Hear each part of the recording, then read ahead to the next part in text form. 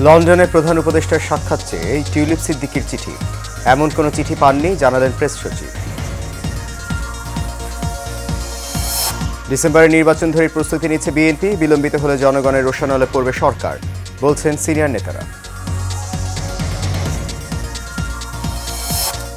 আবারও বাড়ছে করোনার প্রকোপ, রেলে ঈদ ফেরত যাত্রীদের মাস্ক পরার পাশাপাশি স্বাস্থ্যবিধি মেনে চলার অনুরোধ। এবং সরকার নির্ধারিত দামে চামড়া কিনতে চাইছেন না আড়তদাররা, লোকসানের শঙ্কায় ক্ষুদ্র ব্যবসায়ীরা।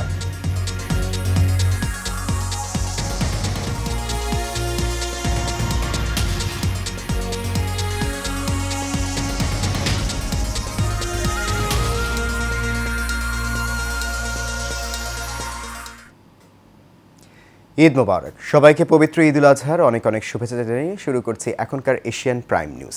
আপনাদের সাথে আছি আমি সৈয়দ মাহিউজ্জামান মুখর। শুনছেন বিআরবি কেবল ইন্ডাস্ট্রিজ লিমিটেড সংবাদ শিরোনাম। যাচ্ছে পুরো খবরে। লন্ডনে অন্তর্বর্তী সরকারের প্রধান উপদেষ্টা অধ্যাপক ডক্টর মোহাম্মদ ইউনূসের সাথে সাক্ষাতের অনুরোধ করে চিঠি দিয়েছেন টিউলিপ সিদ্দিক। আজ এক প্রতিবেদনে ব্রিটিশ সংবাদ মাধ্যম দ্য গার্ডিয়ান এ তথ্য জানায়। চিঠিতে টিউলিপ সিদ্দিক চলতি সপ্তাহে ডক্টর ইউনূসের লন্ডন সফরে তার বিরুদ্ধে ওঠা বিতর্ক নিয়ে আলোচনার সুযোগ চেয়েছেন। তিনি লিখেছেন, এই বৈঠক ঢাকার দুর্নীতি দমন কমিটির তৈরি করা ভুল বোঝাবুঝি দূর করতে সাহায্য করবে। তিনি চিঠিতে টিউলিপ সিদ্দিক আরও লেখেন, বাংলাদেশে তার কোনো সম্পত্তি বা ব্যবসায়িক স্বার্থ নেই। টিউলিপ সিদ্দিক অভিযোগ করেন, দুর্নীতি দমন কমিশনকে এ বিষয়ে তিনি স্পষ্ট করতে চেয়েছেন, কিন্তু দুদক তারা লন্ডন ভিত্তিক আইনজীবীদের সাথে যোগাযোগ করতে অস্বীকৃতি জানিয়েছে এবং ঢাকার একটি এলোমেলো ঠিকানায় চিঠি পাঠিয়ে যাচ্ছে। এদিকে টিউলিপ সিদ্দিকের চিঠি বিষয়ে প্রেস সচিব শফিকুল আলম জানিয়েছেন, এমন কোনো চিঠি তারা পাননি। বিকেলে প্রধান উপদেষ্টা প্রেস সচিব শফিকুল আলম বলেন, আমরা টিউলিপ সিদ্দিকির কোনো চিঠি পাইনি। গত 5 জুন তারিখ থেকে আমরা ছুটিতে আছি।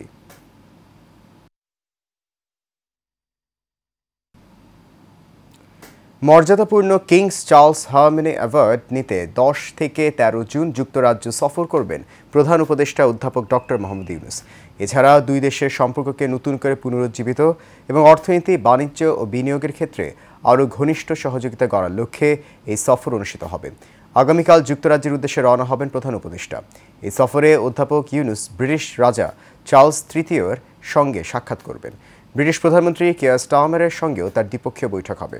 লন্ডন থেকে 14 জুন দেশে ফিরবেন ডক্টর ইউনূস। প্রধান উপদেষ্টা জাতীয় নির্বাচন আগামী বছরের এপ্রিলের প্রথম সপ্তাহে অনুষ্ঠানের ঘোষণা দিলেও দাবি অনুযায়ী ডিসেম্বরের নির্বাচন ধরেই প্রস্তুতি নিচ্ছে বিএনপির কর্মীরা। সে লক্ষ্যে মাঠ গুছাতে বেশিরভাগ নেতাকর্মী সময় দিচ্ছে নির্বাচনী এলাকায়। তবে এই সময়ের মধ্যেই সরকার নির্বাচন দিতে ব্যর্থ হলে জনগণের রোষানলে পড়বে বলে জানান তারা। মোশাররফ তালুকদারের ক্যামেরায় কাউসার আহমেদের রিপোর্টে থাকছে বিস্তারিত। Interim remember election in December, এটি এখন বাংলাদেশ জাতীয়তাবাদী দল বিএনপির অন্যতম স্লোগান। বিভিন্ন মাধ্যমে পোস্টার আকারে ছড়িয়ে দেওয়া হচ্ছে এই বার্তা। দীর্ঘ সময় ধরে দলটির নেতৃত্ব দেওয়া বিএনপির ভারপ্রাপ্ত চেয়ারম্যান তারেক রহমান ও নেতাকর্মীদের ডিসেম্বরের নির্বাচন ধরে প্রস্তুতি নেওয়ার জন্য দিক নির্দেশনা দিয়েছেন। আগামী ডিসেম্বরের মধ্যে আপনারা জাতীয় নির্বাচন অনুষ্ঠান যাতে অনুষ্ঠিত হয় তার প্রস্তুতি নিতে শুরু করুন। সে লক্ষ্যেই প্রস্তুতিও গ্রহণ করেছেন নেতাকর্মীরা। বলছিলেন, ভোট দিতে যেমন সাধারণ জনগণ অপেক্ষায় রয়েছেন, তেমনি বিএনপির নেতাকর্মীরাও দীর্ঘ সময় ধরে যুদ্ধ করেছেন নির্বাচনের জন্য। তারা ব্যয়বহুলভাবে তারা জীবনযাপন করছেন 6 মাসে। তারা আলাদুল্লাহ চেয়ার পেয়ে গেছেন। এই জন্য কিন্তু তাদের এই ক্ষমতা ভোগ দীর্ঘদিন করার জন্য কিন্তু তারা নির্বাচনের দিকে যাচ্ছে না। আমরা মনে করি তারা 90 স্বৈরাচার হিসেবে যদি আবার প্রতিষ্ঠিত হতে চায়, আমরা তারেক রহমানের নেতৃত্বে বাংলাদেশের ছাত্র সমাজকে, যুব সমাজকে, সঙ্গী সমাজকে আমরা ঐক্যবদ্ধ করে আমরা রাজপথে নেমে আমরা আমাদের যে দাবি, নির্বাচন দেওয়ার দাবি, সেই দাবি আমরা আদায় করব।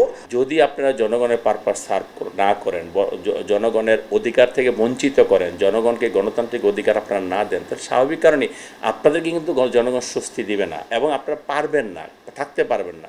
আগে উন্নয়ন পরে গণতন্ত্র, হাসিনার সেই কথা কিন্তু বাংলাদেশের মানুষ ছিল না।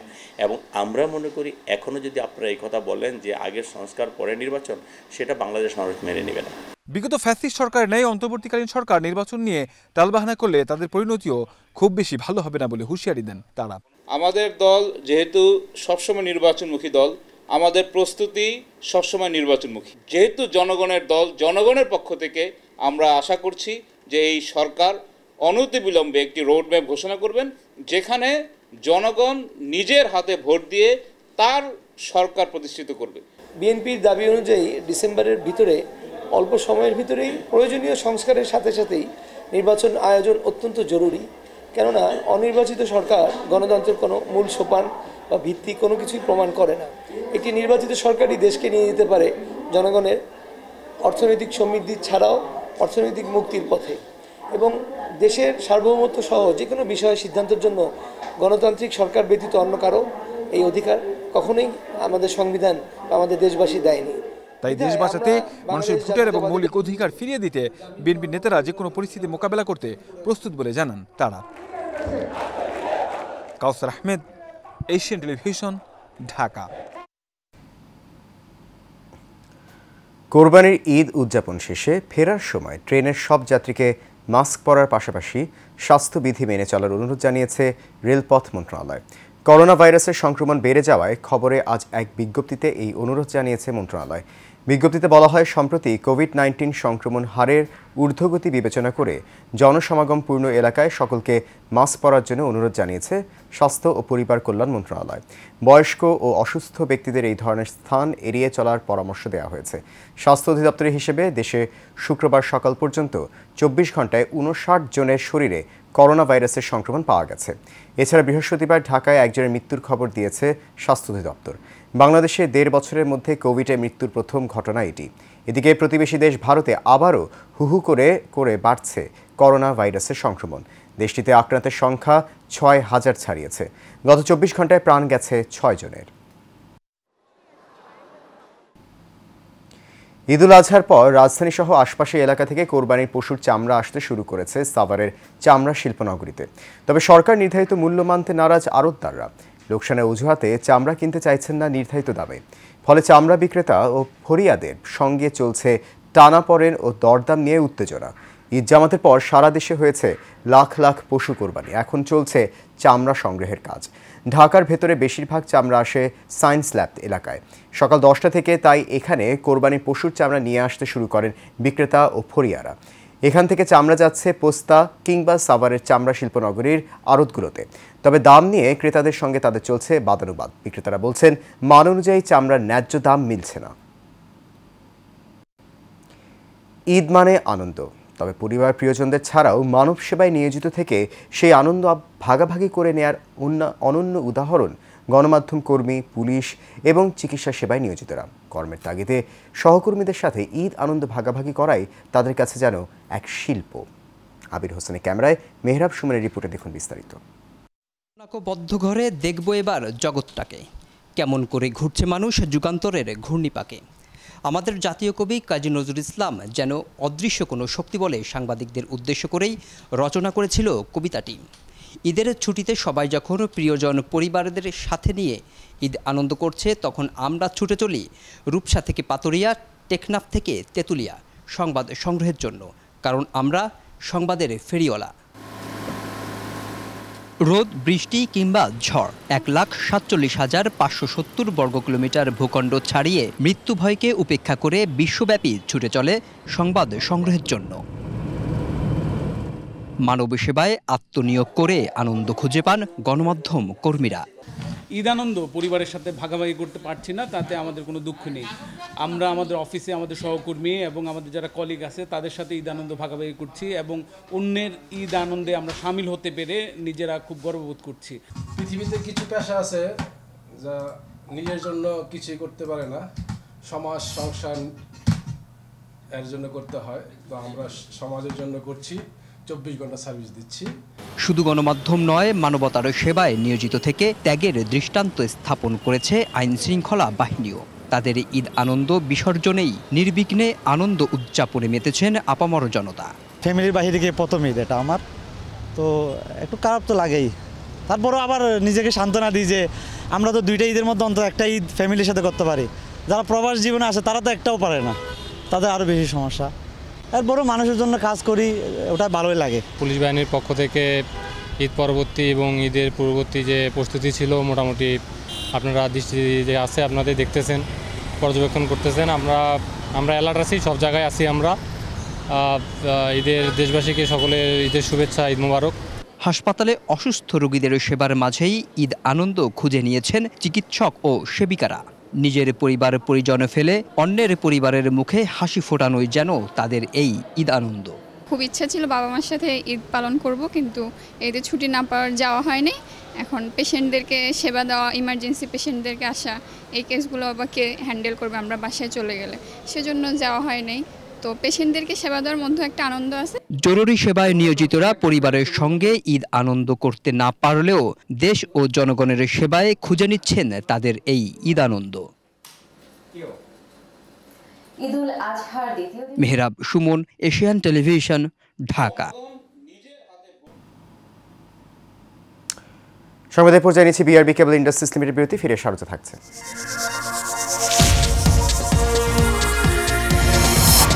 যুক্তরাষ্ট্রের লস অ্যাঞ্জেলসে তৃতীয় দিনের মতো চলছে অবৈধ অভিবাসী সংকট, ঘিরে বিক্ষোভ সমাবেশ, আটক ৪৪।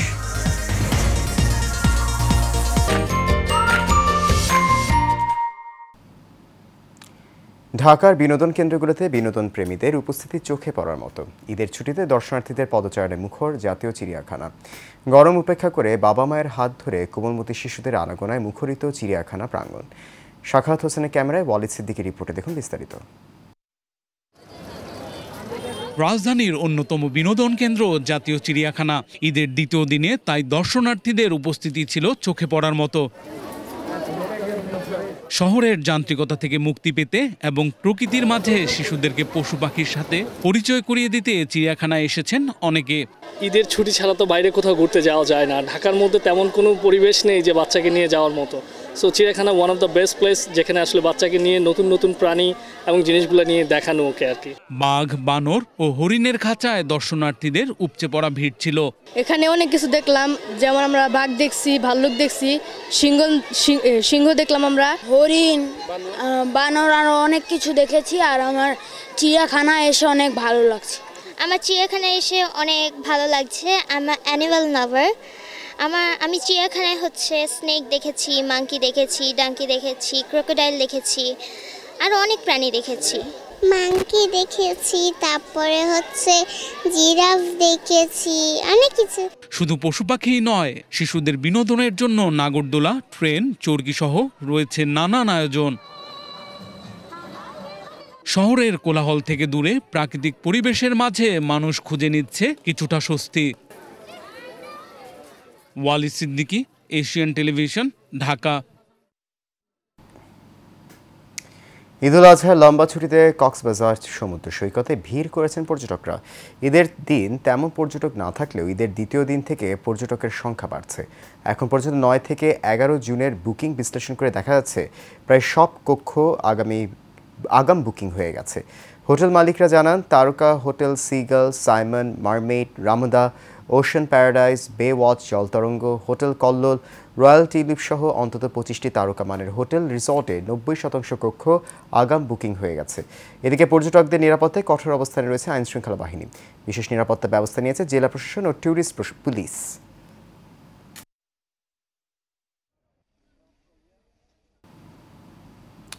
শেষ করব এশিয়ান প্রাইম নিউজ। তার আগে বিআরবি কেবল ইন্ডাস্ট্রিজ লিমিটেড সংবাদ শিরোনামগুলো জানিয়ে দিচ্ছি আরও একবার।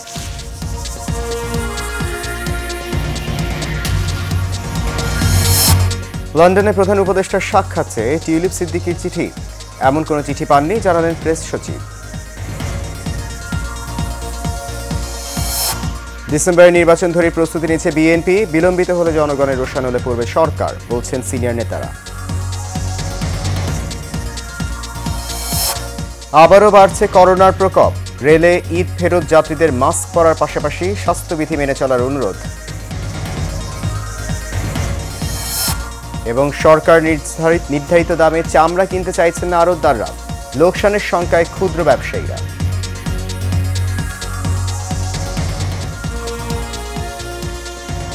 এশিয়ান প্রাইম নিউজ এ পর্যন্ত। আমাদের পরবর্তী আয়োজন দেখার আমন্ত্রণ রইল। এখন সঙ্গে থাকার জন্য অনেক ধন্যবাদ সবাইকে। শুভরাত্রি, ঈদ মোবারক।